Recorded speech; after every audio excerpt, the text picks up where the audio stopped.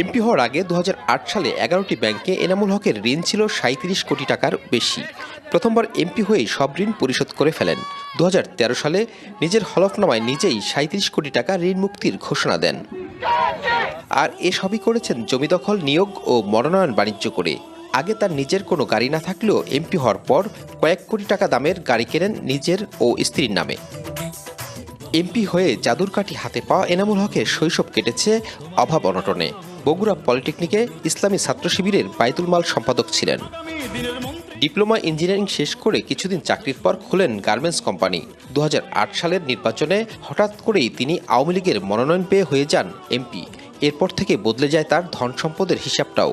এই রাজনীতিতে আমাদের ব্যাপক বাধা বিঘ্ন, জেল জুলুম, হামলা মামলা, এবং আমরা এক জায়গায় বসতাম, সেটাও বসতে পারতাম না। বাগমারার যতগুলো শিক্ষা প্রতিষ্ঠান, সেই সমস্ত শিক্ষা প্রতিষ্ঠানে তার নিজের পক্ষের লোকজন তাদেরকে সভাপতি নির্বাচিত করে, নিয়োগ বাণিজ্য করে। অভিযোগ রয়েছে বাগমারা উপজেলার ২৬টি কলেজ, ২০৮টি স্কুল সহ অসংখ্য মাদ্রাসা ও সরকারি প্রাথমিক বিদ্যালয়ে গত ১৫ বছরে প্রায় ৩,০০০ শিক্ষক কর্মচারী নিয়োগ দিয়ে অন্তত ৪০০ কোটি টাকা হাতিয়ে নেন এনামুল হক। আর এসবের দেখভাল করত তার ব্যক্তিগত সহকারী মোল্লা আলতাফ হোসেন এবং প্রেস সচিব জিল্লুর রহমান। ভবানীগঞ্জ কলেজের বাংলা বিভাগের শিক্ষক ইয়াদ আলী নিজের মেয়ের চাকরির জন্য এমপি এনামুল হককে দেন ৫ লাখ টাকা, কিন্তু চাকরি দেননি, ফেরত পাননি টাকাও। ৫ লাখ টাকা দিয়েছিলাম। আমার মেয়ে ইন্টারভিউ ফার্স্ট হয়েছিল নিউ ডিগ্রি কলেজে, তারপরে আমার মেয়েকে চাকরি দেয়নি। বাগমারার সাবেক এমপি এনামুল হকের আচরণ ছিল দুষ্টু জমিদারের মতো। সুযোগ পেলেই দখলে নিতেন অন্যর জমি। ভবানীগঞ্জে বিএনপি নেতার কোটি টাকার জমি দখল করে বোন জামাই নাদেরুজ্জামানকে বাড়ি বানিয়ে দেন এনামুল হক। এছাড়া সরকারি জায়গা দখল করে করেছেন বহুতল ভবন। এই জমিটা ইঞ্জিনিয়ার এনামুল হক অধিগ্রহণ করেছে ২ নম্বরই করে। আমার ভাই টাকা পায়নি। আমার বিরুদ্ধে চাঁদাবাজি মামলা দিয়ে আমাকে থানায় তুলে নিয়ে যায়, হত্যার হুমকি দিয়ে ওই জায়গায় জোরপূর্বক বিল্ডিং নির্মাণ করেন। জমি এগুলো দখল করে মার্কেট করে অনেক দামে বিক্রি করছে।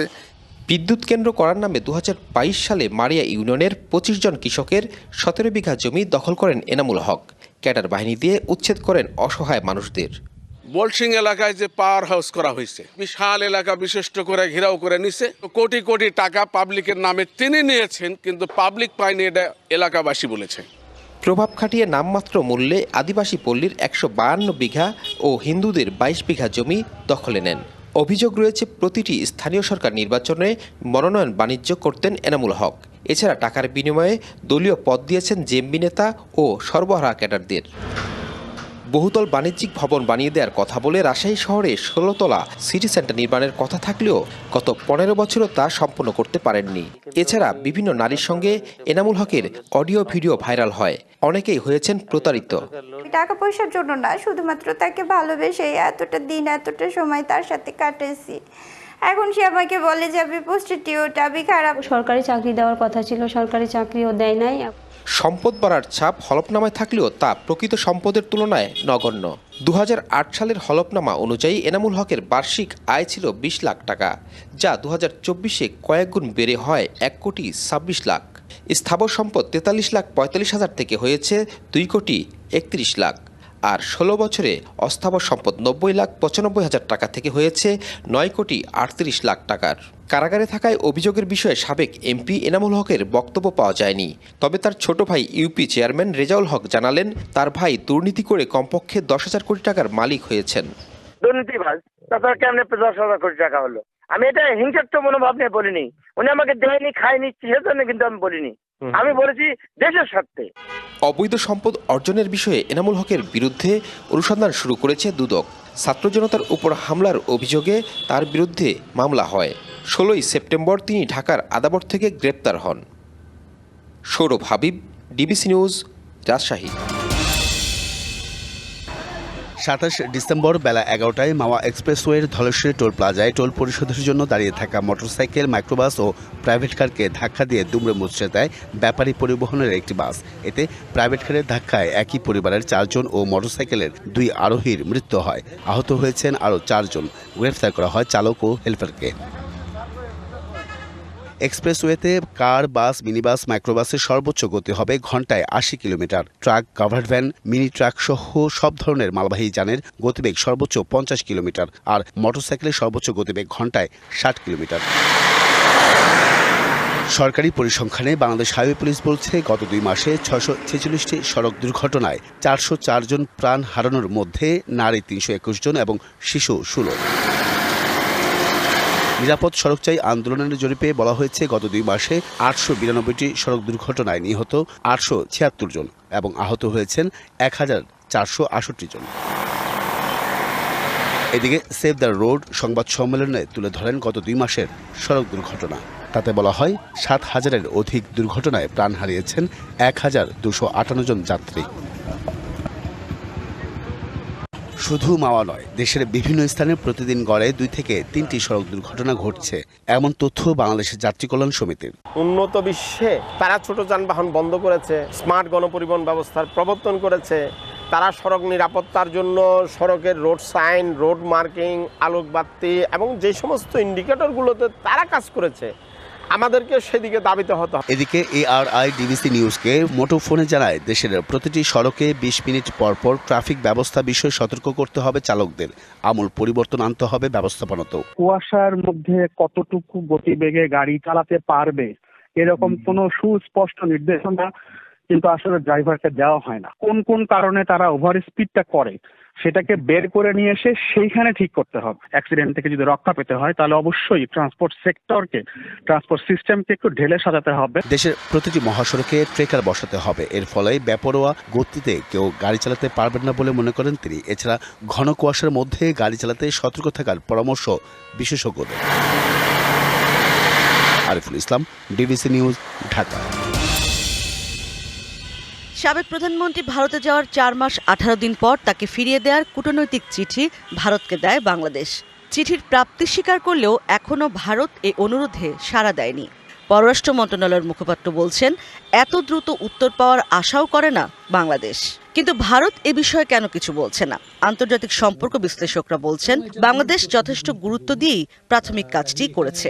নোট ভার্বাল দিয়ে জানানোর অর্থ কিন্তু একেবারে রাষ্ট্রীয়ভাবে অনুরোধটা তাদেরকে করা হয়েছে।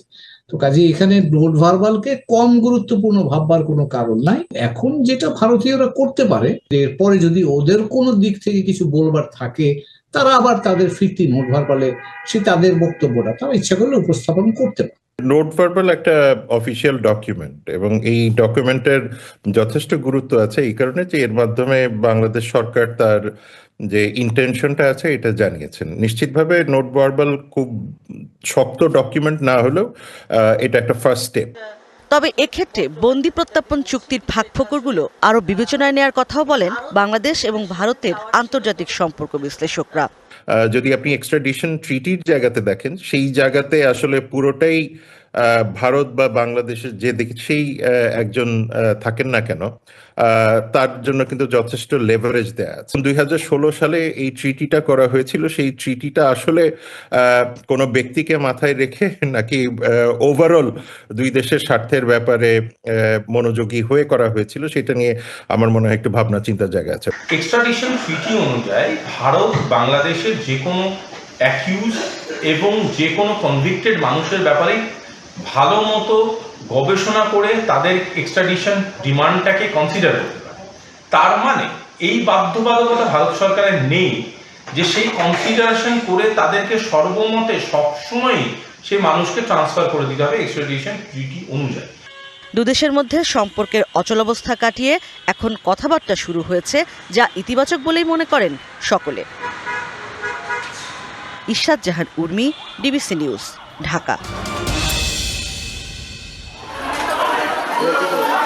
বৈষম্য বিরোধী ছাত্র আন্দোলন চলাকালে গত 4 আগস্ট মুন্সিগঞ্জ শহরের কৃষি ব্যাংক এলাকায় গুলিবিদ্ধ হয়ে নিহত হয় শহরের উত্তর ইসলামপুর এলাকার দিনমজুর রিয়াজুল ফরাজি।